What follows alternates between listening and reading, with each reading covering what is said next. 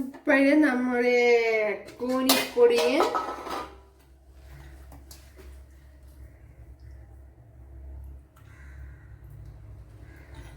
ഉണ്ടല്ലേ, ഭയങ്കര ടേസ്റ്റാണ്.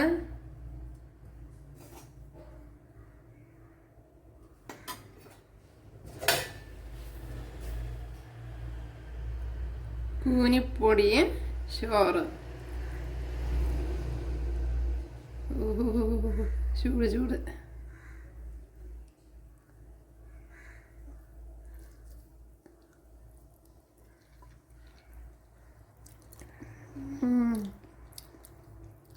Very taste.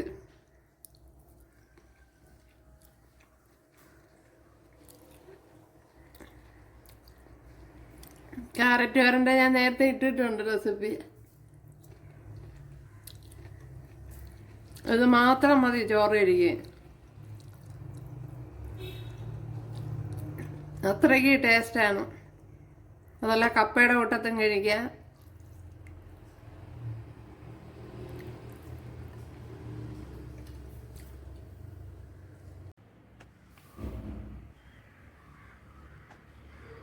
കൂട്ടുകാരെ, ഇനി കൊഞ്ചുപൊടി അല്ലെങ്കിൽ കൂനിപ്പൊടി വെച്ച് ഇങ്ങനെ ഒരു റെസിപ്പിയാണ് ഞാൻ തയ്യാറാക്കുന്നത്. ഇതെങ്ങനെയാണ് തയ്യാറാക്കണേന്ന് നോക്കാം. ഹായ് കൂട്ടുകാരെ, ശലം ബ്ലൗസിലേക്ക് സ്വാഗതം. ഇന്ന് ഇത്രയും കൊഞ്ചുപൊടി എടുത്തിട്ടുണ്ട്, അല്ലെങ്കിൽ കൂനിപ്പൊടി. അപ്പോൾ ഇത് വെച്ച് ഒരു റെസിപ്പി ചെയ്യാം. അതിനായിട്ട് ഇതുപോലെ ചെറിയൊരു പീസ് പടവലങ്ങ എടുത്തിട്ടുണ്ട്. ഇതിനെ ഒന്ന് അരിഞ്ഞെടുക്കണം. അതുപോലെ ഒരു സവാള, ഒരു തക്കാളി. അപ്പോഴിതൊക്കെ ഒന്ന് കട്ട് ചെയ്തെടുക്കാം. ഇനി ഇതുപോലെ കട്ട് ചെയ്തെടുക്കാം.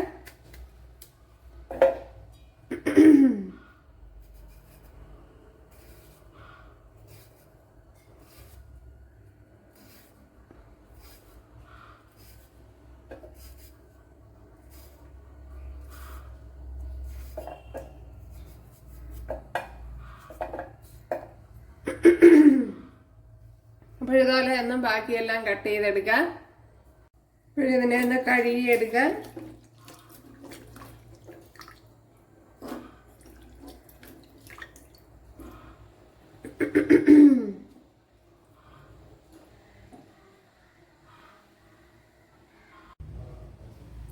വെള്ളം ഒഴിച്ചിട്ടുണ്ട്. ഇതിനെ ഒന്ന് കഴുകിയെടുക്കാം. അപ്പോൾ ഞാൻ 1-2 വെള്ളം അവിടെ കഴുകിയിട്ടുണ്ടായിരുന്നു.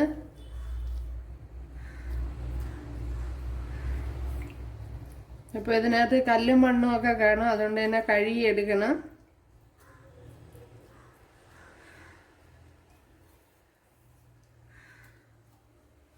അപ്പോൾ അതിനെ കഴുകിയെടുത്തിട്ടുണ്ട്. ഇവിടെ 1 ടേബിൾ സ്പൂൺ വെളിച്ചെണ്ണ ഒഴിച്ചെടുത്തിട്ടുണ്ട്. അതിലേക്ക് ചെറിയ പീസ് ഇഞ്ചി, അതുപോലെ വെളുത്തുള്ളി ഇത്ര ഇട്ട് കൊടുക്കുക. അതുപോലെ ഒരു 3 പച്ചമുളക്,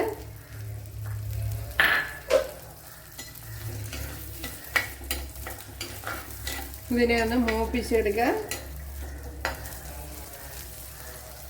ഇനി സവാളയും പടവലങ്ങയും കൂടി ഇട്ട് കൊടുക്കുക.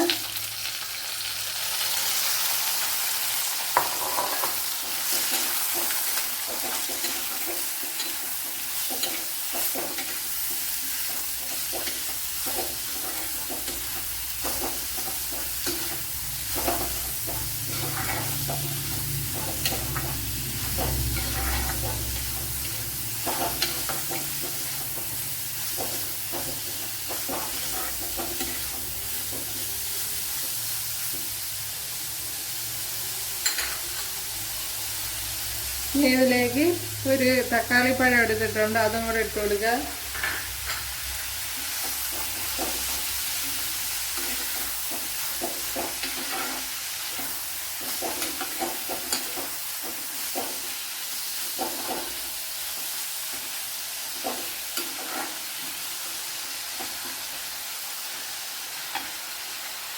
ലോ ഫ്ലെയിമിലൊന്ന് അടച്ചു കൊടുക്കുക. ഇവിടെ 1.5 പിടി തേങ്ങ എടുത്തിട്ടുണ്ട്. അപ്പോഴൊരു 1/2 ടീസ്പൂൺ ഓയിലൂടെ ഒഴിച്ചു കൊടുത്തിട്ടുണ്ട്. അതേപോലെ തന്നെ 1 ടീസ്പൂൺ പെരിഞ്ചീരകം അത് ഇട്ട് കൊടുക്കുക. അതും കൂടെ ഇട്ട് ഇതിനെ ഒന്ന് വറുത്തെടുക്കണം.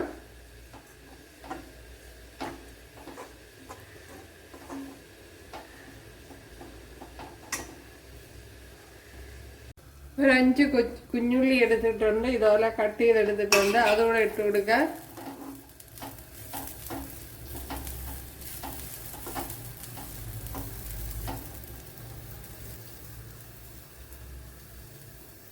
ഒരു ചെറിയൊരു പീസ് പുളിയും കൂടെ ഇട്ട് കൊടുത്തിട്ടുണ്ട്. അപ്പോൾ ഇവിടെ തേങ്ങയെല്ലാം നല്ലപോലെ മൂത്ത് വന്നിട്ടുണ്ട്. ഇതിലേക്ക് ഇനി പൊടി ഐറ്റങ്ങളൊക്കെ ഇട്ട് കൊടുക്കുക.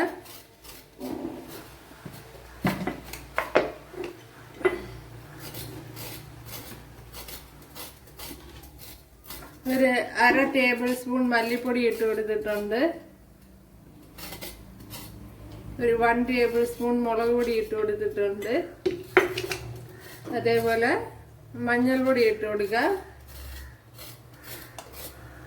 അതുപോലെ ഒരു 1/4 ടീസ്പൂൺ പെപ്പർ പൗഡർ, 1/4 ടീസ്പൂൺ മതി. ഇനി ഇപ്പം ഞാൻ തീ ഓഫ് ചെയ്താണ് ഇട്ടിരിക്കുന്നത്, അല്ലെങ്കിൽ തേങ്ങയെല്ലാം കരിഞ്ഞു പോകും, അതുപോലെ പൊടി ഐറ്റങ്ങളും കരിഞ്ഞു പോകും.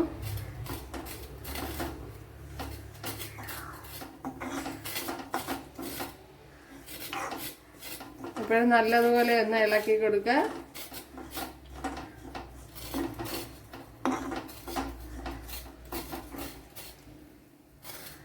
മിക്സിയുടെ ജാറിലോട്ട് ആക്കിയിട്ടുണ്ട്, ഒന്ന് ഫൈനായിട്ടൊന്ന് അടിച്ചെടുക്കുക. അപ്പോഴും നമ്മുടെ എന്താണ് പടവലങ്ങയും സവാളയെല്ലാം നല്ലതുപോലെ വഴണ്ട് വന്നിട്ടുണ്ട്. ഇതിലേക്ക് ഇനി ഈ കഴുകി വെച്ചിരിക്കുന്ന കൊഞ്ചുപൊടി ഇട്ട് കൊടുക്കുക. അപ്പോൾ ഞാൻ നേരത്തെ അപ്പോഴും നമ്മുടെ പടവലങ്ങയൊക്കെ ഇവിടെ പടവലങ്ങയും സവാളയും ഒക്കെ നല്ലപോലെ വഴണ്ട് വന്നിട്ടുണ്ട്. ഇതിലേക്ക് ഇനി അരച്ച് വെച്ചിരിക്കുന്ന അരപ്പ് ഒഴിച്ചു കൊടുക്കുക. അപ്പം ഞാൻ കുറച്ച് സമയം അടച്ചു വെച്ച് വേവിച്ചെടുത്തിരുന്നു.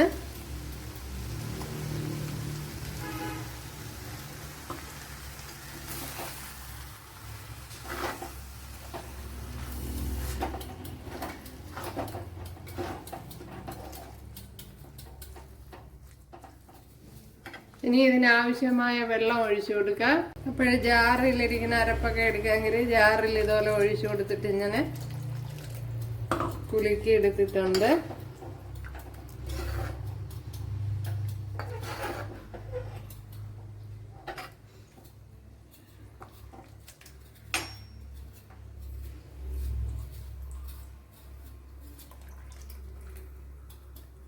ഇനി ആവശ്യത്തിനുള്ള ഉപ്പിട്ട് കൊടുക്കുക.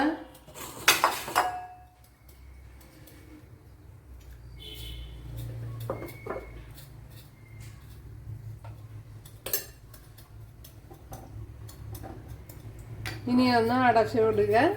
ഈ അരപ്പിൻ്റെ പശുശോയും അതുപോലെ നമ്മളെ കൊഞ്ചിപ്പൊടി അല്ലെങ്കിൽ കൂനിപ്പൊടി അത് വേവണമല്ലോ, അതുകൊണ്ടൊന്ന് അടച്ചു വെച്ച് കൊടുക്കുക. ഇവിടെ തിളച്ച് ഇതിൻ്റെ ഓയിലൊക്കെ എൻ്റെ തെളിഞ്ഞു വന്നിട്ടുണ്ട്. ഭയങ്കര ടേസ്റ്റി ആയിട്ടുള്ള ഒരു കറിയാണ്, ചോറിന് നല്ല പറ്റിയൊരു റെസിപ്പിയാണ്. ഇതെല്ലാം ഓയിൽ തെളിഞ്ഞിട്ടുണ്ട്. ഇനി തീ ഓഫ് ചെയ്ത് കൊടുക്കാം. ഇനി ഒന്ന് കടുക് താളിക്കണം. ഓയിൽ ഒഴിച്ചു കൊടുത്തിട്ടുണ്ട്, അതിലേക്ക് ശകലം ഉലുവ ഇട്ട് കൊടുക്കുക. ഒരു 1/4 ടീസ്പൂണാണ്, അതുപോലെ ഉലുവ കൂടി പോവരുത്. ഓയിൽ ചൂടായിട്ടുണ്ട്, അതിലേക്ക് കടുക് ഇട്ട് കൊടുക്കുക. കടുക് പൊട്ടിയിട്ടുണ്ട്, 2-3 കുഞ്ഞുള്ളി ഇട്ട് കൊടുക്കുക. 2-3 പച്ചമുളക് ഇട്ട് കൊടുത്തിട്ടുണ്ട്. അതുപോലെ ശകലം കറി ലീവ്സ് ഇട്ട് കൊടുക്കുക.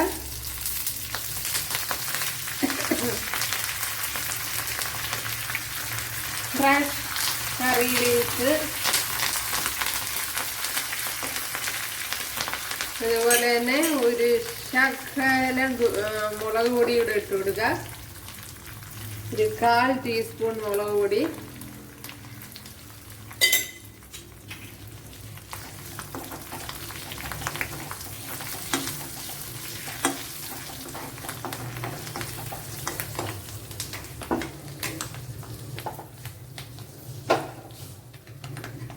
ഇതിലേക്ക് ഇനി ഒഴിച്ചു കൊടുക്കാം. നമ്മുടെ ടേസ്റ്റി കറി ഇവിടെ റെഡി ആയിട്ടുണ്ട്. ഒരു സൂപ്പർ ടേസ്റ്റാണ്. എല്ലാവരും ചെയ്ത് നോക്ക. വളരെ എളുപ്പമല്ലേ, എളുപ്പത്തിൽ ചെയ്തെടുക്കാൻ പറ്റും. ഇതാണ്ടല്ലേ. അപ്പോഴിഷ്ടമായാൽ സബ്സ്ക്രൈബ് ചെയ്യുക, എനിക്കൊരു സപ്പോർട്ടാവും. അപ്പോൾ അടുത്തൊരു വീഡിയോ ആയിട്ട് കാണാമെന്ന് പറഞ്ഞുകൊണ്ട് എല്ലാവർക്കും താങ്ക്സ്.